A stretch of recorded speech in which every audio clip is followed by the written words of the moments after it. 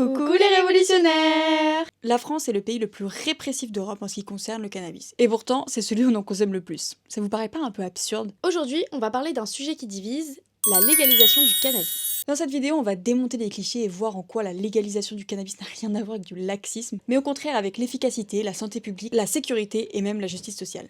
Bon, déjà quand on parle de légalisation, concrètement, qu'est-ce que ça veut dire? Ça veut dire que l'État prend le contrôle sur la production, la consommation et la distribution de cannabis. Aujourd'hui, la production est aux mains des réseaux criminels. Avec la légalisation, on peut imposer des normes de qualité, éviter les produits coupés avec des substances dangereuses et garantir une traçabilité. Pour ce qui est de la distribution, au lieu d'un marché illégal qui profite aux mafias, on met en place des points de vente contrôlés avec des règles claires, comme l'interdiction aux mineurs ou des conseils pour réduire les risques. Aujourd'hui, la répression, ça nous coûte un bras pour honnêtement zéro résultat. Mais du coup, on fait quoi? On continue comme ça à jeter de l'argent par les fenêtres ou on décide de enfin changer de stratégie? Alors asseyez-vous confortablement et respirez un grand coup.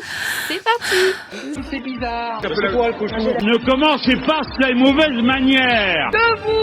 Là, on va parler sérieusement. Oh.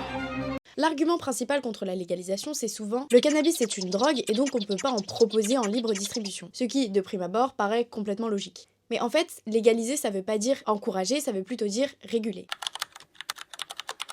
Clairement, on voit bien qu'on n'arrive pas à interdire le cannabis en France. La France est le pays d'Europe avec de très loin le plus grand nombre de consommateurs de cannabis. Et ce phénomène ne cesse d'augmenter. Les chiffres parlent d'eux-mêmes. En 1992, seulement 12% de la population française était usagère de cannabis, contre 47% en 2020. Ce chiffre a quasiment doublé en l'espace de 30 ans. Un petit gourmand alors.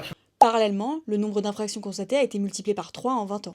Et pourtant, malgré l'explosion de la consommation, la réponse reste la même. Repression. Le budget consacré à la lutte contre la drogue a doublé dans les années 2010 et continue d'augmenter chaque année. Les chiffres sont alarmants. Les interpellations liées au cannabis ont été multipliées par 50 depuis les années 1970. Aujourd'hui, 60% des contrôles de police concernent du cannabis. Et dans la majorité des cas, ce sont des consommateurs qui sont interpellés, pas des trafiquants. Donc pourquoi ne pas changer de stratégie? En plus de pas être efficace, cette politique répressive entraîne des effets pervers bien réels. Déjà, elle surcharge nos tribunaux. Au lieu de traiter des affaires plus graves, les magistrats doivent passer du temps sur des infractions de moindre importance, comme la possession de petites quantités de cannabis. Ces affaires encombrent le système judiciaire, ralentissant la prise en charge de dossiers plus urgents et détournent des ressources qui pourraient être utilisées dans d'autres domaines. En parallèle, une partie des forces de police se retrouve concentrée sur la traque de consommation de cannabis. Ce n'est pas leur rôle principal, mais dans les faits, elles passent une grande partie de leur temps à effectuer des contrôles. Ce manque de priorisation affaiblit la capacité de la police à se concentrer sur des missions de sécurité publique essentielles, comme la lutte contre la violence. On parle bien ici de la possession ou de la consommation de petites quantités, souvent à usage personnel. En plus de ne pas être efficace, la politique répressive actuelle empêche toute vraie avancée en matière de santé publique. La répression du cannabis, comme on l'a vu, n'a pas de réel impact sur la consommation du cannabis. Au contraire, elle s'avère contre-productive car elle nous coûte des millions pour poursuivre des consommateurs sans pour autant diminuer la consommation elle-même. Et pourtant, on sait que la prévention est l'un des leviers les plus efficaces pour réduire la consommation. Cela pourrait se traduire par une meilleure information sur les risques du cannabis, des programmes éducatifs, ou encore un meilleur accès à des soins de sevrage. Et en plus de ça, est-ce que vous savez vraiment ce qu'il y a dans votre cannabis? Aujourd'hui, le cannabis qui circule vient en grande partie du marché noir. Ce marché illégal n'a aucune réglementation, aucune norme de sécurité, ce qui signifie qu'il peut contenir des substances dangereuses pour la santé. Si on creuse un peu, on voit que dans votre cannabis, il n'y a pas que du cannabis. Mais du coup, il y a quoi? Il peut y avoir du détergent, de la colle, du sable, du talc, du plomb, ou même du cirage. Je crois même qu'il y a du caca de chameau. On va bien manger, guetter le gâteau. On va bien rentrer le gâteau là. Fraise, framboise, myrtille. Incroyable les gars. Ces substances sont non seulement pas bonnes, mais elles augmentent aussi le risque d'intoxication, de problèmes respiratoires, voire de maladies chroniques. Pardon.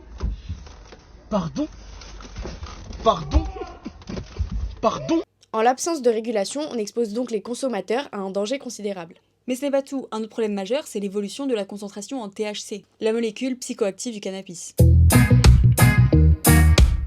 Le cannabis aujourd'hui est bien plus puissant que le cannabis consommé il y a 20 ans. En 2000, la concentration moyenne de THC était de 6%. En 2019, elle avait explosé pour atteindre 28%.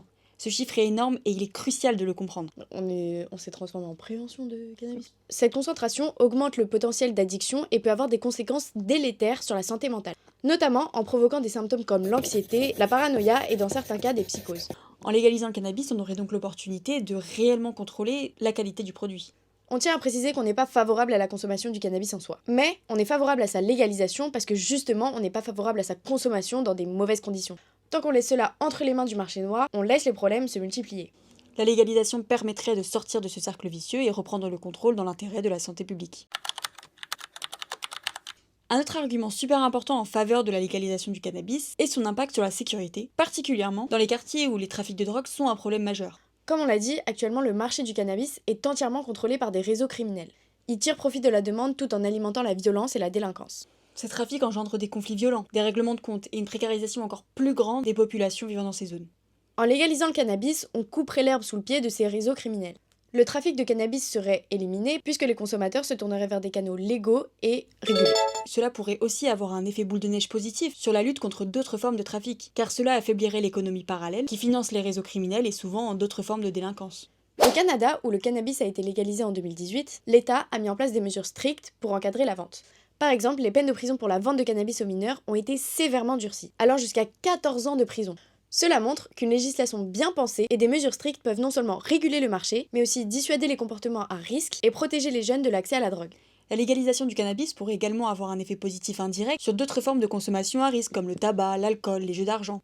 En régulant un produit tel que le cannabis, l'État envoie un message clair. Il est possible de protéger les consommateurs tout en encadrant de manière stricte les produits qui peuvent avoir un impact sur la santé publique. Prenons l'exemple du tabac en France. Selon une étude, 2 buralistes sur 3 ont déjà vendu des cigarettes à des personnes de 17 ans. Oui. Et 1 sur 12 à des enfants de 12 ans. Ces chiffres montrent qu'il existe déjà un problème dans la régulation des produits comme le tabac, qui sont pourtant légaux. La vente de cannabis pourrait suivre un modèle similaire, avec des contrôles stricts, mais cette fois avec un produit encadré par la loi, ce qui permettrait de mieux prévenir des comportements illégaux et d'apporter une plus grande transparence. D'un point de vue économique, l'un des plus grands avantages de la légalisation serait la création d'une nouvelle filière économique régulée et légale. Sans surprise, il représente une part énorme des marchés des drogues en France. Mais il est difficile d'évaluer précisément son poids économique, car c'est un secteur principalement informel. Toutefois, plusieurs estimations ont été faites. Sur l'ensemble des drogues, le marché en France serait d'environ 3 milliards d'euros, soit environ 0,1% du PIB du pays. Le cannabis, quant à lui, représenterait une part significative de ce chiffre, entre 1 et 1,5 milliard d'euros. En d'autres termes, il représente un tiers, voire la moitié, du marché des drogues en France, ce qui est considérable. On estime qu'environ 200 000 emplois seraient concernés par cette industrie, de la culture à la vente, en passant par la sécurité et la régulation. En effet, selon les chiffres, la consommation du cannabis en France s'élèverait à 400 tonnes par an. À l'échelle mondiale, le marché de la drogue représente environ 250 milliards d'euros, soit l'équivalent du PIB de la Finlande. Et la légalisation du cannabis permettrait non seulement, du coup, de réduire les profits des réseaux criminels, mais aussi de redistribuer ces sommes à travers une économie régulée. Pour que la légalisation soit faite, il faut une régulation stricte et bien pensée. La vente devrait être interdite aux jeunes et il faudrait établir des normes précises concernant la teneur en THC. La régulation des quantités et des prix est également cruciale. Il est important d'établir un prix compétitif pour que le marché légal puisse concurrencer efficacement le marché noir. Cependant, il faut veiller à ce que le prix ne soit pas trop bas non plus, car cela pourrait inciter à une consommation plus large et potentiellement plus problématique. Si on reprend l'exemple du Canada, la part des consommateurs achetant du cannabis aux vendeurs autorisés dépasse désormais celle des consommateurs qui se tournent plutôt vers le marché noir. Cela montre qu'une régulation stricte peut attirer les acheteurs vers des circuits légaux, réduisant donc la portée du marché illégal. Un des bénéfices économiques majeurs de la légalisation serait donc les recettes fiscales que cela générerait. En France, certains économistes estiment que la légalisation du cannabis pourrait rapporter jusqu'à 2,8 milliards d'euros par an à l'État. Ces recettes fiscales pourraient être utilisées pour financer de nombreuses initiatives, telles que la lutte contre le marché noir, mais également des campagnes de prévention sur les risques liés à la consommation, particulièrement auprès des jeunes. De plus, ces fonds pourraient être alloués à des programmes d'aide pour les personnes dépendantes, mais encore à des mesures de santé publique ou à des initiatives visant à soutenir les quartiers les plus touchés par ces trafics. En gros, en régulant le marché, en contrôlant la qualité du produit et en optimisant les prix, l'État pourrait réduire le marché noir tout en récoltant des recettes fiscales importantes. Pas mal, non ? Il y a un aspect fondamental de la justice sociale qui doit être pris en compte quand on parle de légalisation du cannabis. En ciblant systématiquement ces petites infractions, on alimente aussi une mauvaise relation entre les citoyens et la police. Quand des jeunes souvent issus de quartiers populaires sont systématiquement interpellés pour une consommation privée, cela crée un fossé de méfiance. Une méfiance qui va au-delà du cannabis, envenimant la relation entre les forces de l'ordre et les citoyens. La répression actuelle touche de manière disproportionnée certains groupes sociaux, en particulier les jeunes issus de quartiers populaires et racisés. Savez-vous qu'en France, les jeunes racisés ont 4 fois plus de chances de se faire contrôler par la police que les autres ?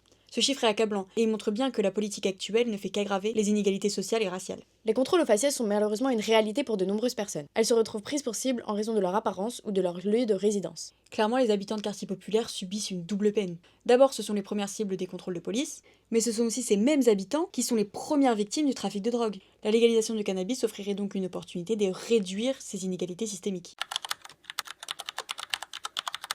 C'est intéressant de voir que dans le monde, de plus en plus de pays choisissent de dépénaliser ou de légaliser le cannabis. Pourtant, curieusement, notre pays qui aime souvent se référer au modèle des États-Unis ou de l'Allemagne évite de regarder ce qui se passe dans ces pays en matière de cannabis. Prenons l'exemple du Portugal, qui, en 2001, a fait un choix radical, la dépénalisation de toutes les drogues. À l'époque, le pays était confronté à une grave crise de l'héroïne, avec un nombre de décès très élevé. Plutôt que de continuer une politique répressive, le gouvernement a décidé de changer de cap en dépénalisant l'usage de toutes les drogues, y compris le cannabis. Mais la dépénalisation n'a pas voulu dire liberté totale. Le trafic de drogue est resté illégal, mais l'usage de la drogue n'était plus poursuivi par la justice. Les personnes contrôlées avec des drogues étaient réorientées vers des suivis médicaux, souvent dès l'école. Ce programme a été complété par une forte campagne de prévention qui visait à informer et à sensibiliser la population, particulièrement les jeunes. 20 ans après, les résultats sont clairement visibles. Les dégâts ont été réduits de manière impressionnante. En 2000, le pays comptait 340 décès liés à la drogue, dont beaucoup étaient liés à l'héroïne. En 2019, ce nombre est tombé à 60 décès. Ce n'est pas simplement une question de répression, mais de soutien et de prévention qui a permis de diminuer les conséquences de la consommation de la drogue. Par contre, le fait que ce soit dépénalisé et non légalisé pose certaines limites, notamment sur la sécurité du produit, l'aspect économique et ainsi que tous les aspects de sécurité qu'on a vus à travers le marché noir. Aujourd'hui, de nombreux pays ont légalisé ou partiellement légalisé le cannabis. On dénombre 12 pays qui ont partiellement ou totalement légalisé le cannabis, et 44 pays qui ont choisi la dépénalisation. Par ailleurs, 59 pays ont permis des législations qui permettent son usage thérapeutique. Depuis que j'ai le cannabis, je revis en fait. Moi, demain, m'enlever le cannabis, ça veut dire que je pourrais plus travailler, je pourrais plus me faire à manger tous les jours. Ce que j'aimerais dire au gouvernement, c'est qu'en fait, ils sont en train de nous tuer. C'est une mise à mort. Ces chiffres montrent que le mouvement mondial va clairement dans le sens de la régulation plutôt que la répression aveugle. Et si le débat sur la légalisation du cannabis en France fait encore ses débuts, les exemples étrangers montrent que ce modèle, il a fait ses preuves. Enfin, on entend souvent dire que si on légalise le cannabis, la consommation va exploser, notamment chez les jeunes. Un argument qu'on retrouve régulièrement dans les discours politiques, mais qu'en est-il vraiment ? Les chiffres disent autre chose. Depuis la légalisation au Canada en 2018, il est vrai qu'on a observé une petite augmentation dans la consommation du cannabis. En 2020, on compte une augmentation d'environ 5% des personnes qui disent fumer du cannabis régulièrement ou occasionnellement. La véritable surprise, c'est que cette hausse générale s'accompagne d'une baisse de la consommation chez les jeunes. Cela démontre qu'une régulation responsable permet d'encadrer et de protéger les plus jeunes, contrairement au marché illégal, où la vente aux mineurs est rampante et sans contrôle. Prenons ici l'exemple des États-Unis, en particulier l'exemple du Colorado et de Washington, où le cannabis a été légalisé pour un usage récréatif. Dans ces régions, on a observé une baisse de la consommation de 12% chez les jeunes après la légalisation. En résumé, la répression de cannabis crée des tensions inutiles, charge des systèmes déjà fragilisés et ne fait qu'aggraver la situation sans pour autant résoudre le problème de fond. Ce qui est hypocrite, c'est de dire on interdit alors que tout le monde sait que tout le monde fume. Je suis lesbienne, Marc. Tout le monde est lesbienne, Marina. Au final, en fait, continuer dans cette logique de répression, ça sert à rien. Ça coûte une fortune et ça mène à rien. On a essayé la prohibition pendant 40 ou 50 ans et ça n'a pas fonctionné. Il est temps pour les Français d'être un peu plus audacieux et de ne pas être les derniers à franchir le pas. Et si ça fonctionne pas, on pourra toujours essayer autre chose. Mais à ce stade, la question est simple. Si on raisonne de manière pragmatique, la légalisation du cannabis est la solution. Elle permettrait de lutter efficacement contre les trafics, de contrôler la qualité des produits, de libérer des moyens pour la police et la justice, et de générer des milliards qui pourraient financer une vraie campagne de prévention. Paradoxalement, cela permettrait même de réduire la consommation. Des études montrent que lorsque la vente est légalisée, l'excitation de l'interdit disparaît, ce qui permet de diminuer la demande. Alors oui, il est grand temps d'agir. C'est pas qu'une question de drogue, c'est une question de sécurité, de santé publique, de justice sociale et de réalisme économique. Il est temps que la France fasse enfin le choix de la raison. Voilà, j'espère que cette vidéo vous a plu. Et si vous avez bien aimé, n'hésitez pas à mettre un pouce bleu et un petit commentaire. Bisous!